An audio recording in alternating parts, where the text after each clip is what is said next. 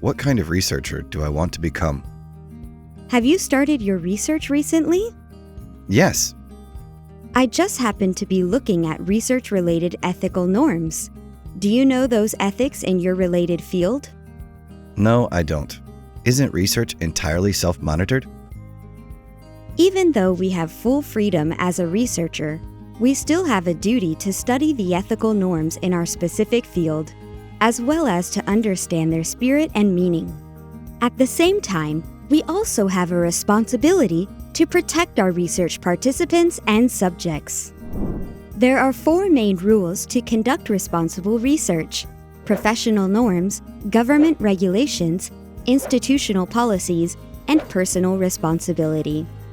Not only do researchers have to avoid inappropriate research practices like falsification, fabrication, and plagiarism, but they must also take on the responsibility of protecting the research subjects during this time. Many research units, associations, and journals also have specific ethical practices, letting researchers have a basic set of rules to follow. I see. So I have to follow all these rules to be a more responsible researcher, right? Well, however, when dealing with more sensitive issues or vulnerable groups, you should not only follow the rules. You should use a higher standard to examine the finer details of the process. I have also seen people be punished because of falsification of data. It not only affects one's inner self-worth, but also harms one's reputation and image. So, what kind of researcher do you want to become? It is inevitable that people encounter moral dilemmas during their research.